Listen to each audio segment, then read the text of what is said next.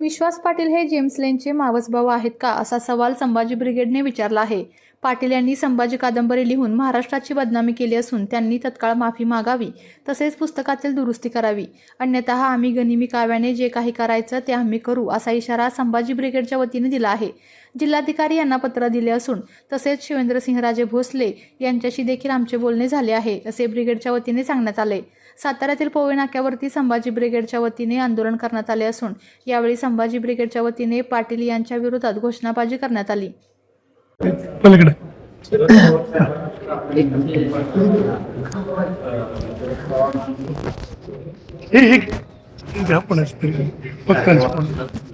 ते स्वतः निमंत्रण पत्रिका घेऊन गेलेले आणि त्यांच्या तिथले जे अधिकारी आहेत त्यांना दिलेली आहे. शरद पवार साहेबांना आमची विनंती आहे, साहित्य लिहून राहा, आम्ही त्यांचं यथोचित स्वागत करू. तुमच्या पत्रिकेत काय नाव आहे? चर्चा होताना पाहिलं पत्रिकेत नाव असं काय नियम नाहीये की अमुक व्यक्तीचं नाव पत्रिकेत असलं पाहिजे. शरद पवार साहेब एक ज्येष्ठ साहित्यिक आहेत आणि 100 वर्षाच्या साहित्य संमेलनाच्या इतिहासामध्ये 40 संमेलनामध्ये ते हजर आहेत उद्घाटक म्हणून, आणि गेल्या संमेलनाला ते स्वागताध्यक्ष होते.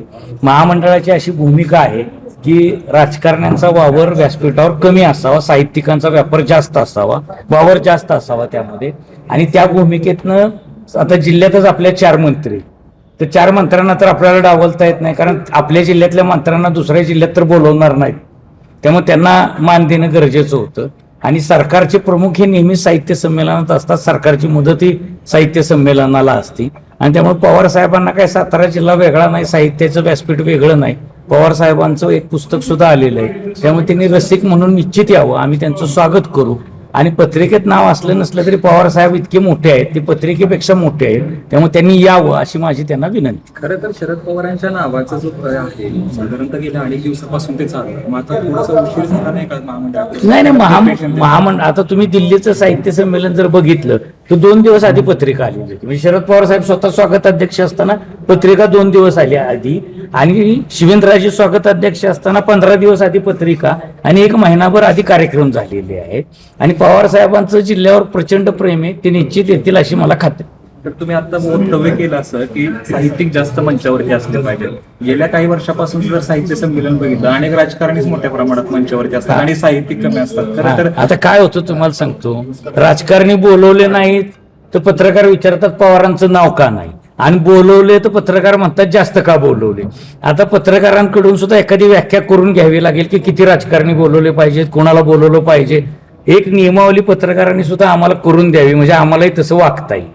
नाही, साहित्यिकांचं तुम्हीच सांगितलं नाही, म्हणूनच आम्ही त्याला पण उत्तर दिलं. दोन्ही प्रश्नांची उत्तर कॉमन आहेत. मी स्वतः सुद्धा पत्रकारी 25 वर्ष पत्रकारिता करतोय, त्यामुळे असे प्रश्न येतच राहतात. मूळ कसं आहे की राजकारणी हे यशवंतराव चव्हाण सुद्धा होते, त्यांनी राजकारणाची वस्त्र बाजूला ठेवून साहित्यिक म्हणून आले. तर जे राजकारणी वस्त्र काढून साहित्य व्यवस्थेत येतील त्यांचं स्वागत आहे. जे येणार नाहीत त्यांनी बुक स्टॉलला यावं, रसिक म्हणून आस्वाद घ्यावा, अशी आपली विनंती आहे सगळ्यांना. आणि सगळ्यांचं संमेलन फक्त काय साहित्यिकांचं आहे असं नाही. ओके.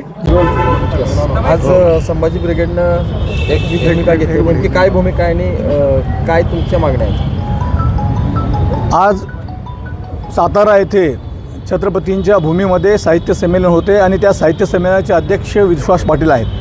त्या विश्वास पाटलांनी संभाजी नावांची कादंबरी लिहिली आणि त्या कादंबरीमध्ये छत्रपती संभाजी महाराजांबद्दल पूर्ण आक्षेपार्ह लिखाण केलेलं आहे. संभाजी ब्रिगेडची ही भूमिका होती की विश्वास पाटलाला या जबाबदारीवर ठेवूच नये, कारण ते अध्यक्षपदाच्या लायकीचे नाहीत. आणि म्हणून कारण अशा पद्धतीचं विकृत लिखाण करून त्यांनी सगळ्या महाराष्ट्राची बदनामी केलेली आहे, महाराष्ट्राच्या संभाजी प्रेमींची बदनामी केलेली आहे. आणि आम्ही त्या अनुषंगानं विश्वास पाटलाला कायदेशीर नोटीस दिली. आम्ही त्यांना चर्चेसाठी बसण्याचं आव्हान केलं, परंतु त्यांनी फक्त मीडियाद्वारे चर्चेसाठी बसण्याचं आम्हाला सांगितलं, परंतु आम्हाला कुठलंही पत्र त्यांनी दिलं नाही. कारण आमची भूमिका होती की तुम्ही चर्चा करा, जे विकृत लिखाण त्यांनी केलेले आहे ते विकृत लिखाण दुरुस्त करा, ही आमची रास्त भूमिका त्यांना होती. आणि त्या अनुषंगानं आम्ही हे पाऊल उचललेलं आहे. आज आमची भूमिका आहे की तात्काळ या साहित्य संमेलनामध्ये जे काही विश्वास पाटलांची संभाजी नावांची कादंबरी आहे त्या कादंबरीला तात्काळ शासनानं जप्त करावं आणि संभाजी ब्रिगेडसोबत चर्चा करावी आणि त्या कादंबरीमध्ये आक्षेपार्ह मजकूर काढून नवीन नव्या पद्धतीने जे काही खरा इतिहास आहे त्यामध्ये मांडावा ही आमची संभाजी ब्रिगेडची भूमिका आहे. परंतु विश्वास पाटलांनी आजपर्यंत याच्याकडे दुर्लक्ष केलेलं आहे. जसं जेम्स लेनने या महाराष्ट्रामध्ये छत्रपती शिवाजी महाराजांची बदनामी केली होती त्याच पद्धतीने विश्वास पाटील जसं काय जेम्स लेनचे सख्खे मावस भाऊ आहेत या पद्धतीने त्यांनी संभाजीराजांची बदनामी केली आणि संभाजी प्रेमी हे कदापि सहन करणार नाहीत.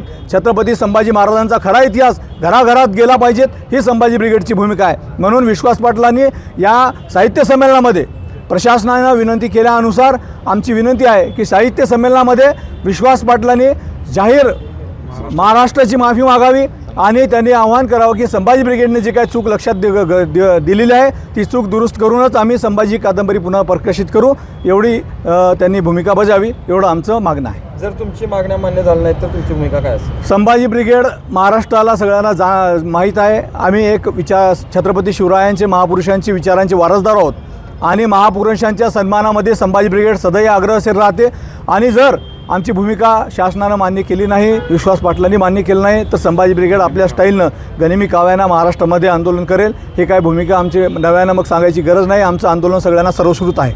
आपल्या तालुक्यातील जिल्ह्यातील बातम्या सर्वप्रथम पाहण्यासाठी आजच सातारा न्यूजला यूट्यूब चॅनलवर सबस्क्राईब करा, लाईक करा, शेअर करा आणि बेल आयकॉन प्रेस करायला विसरू नका.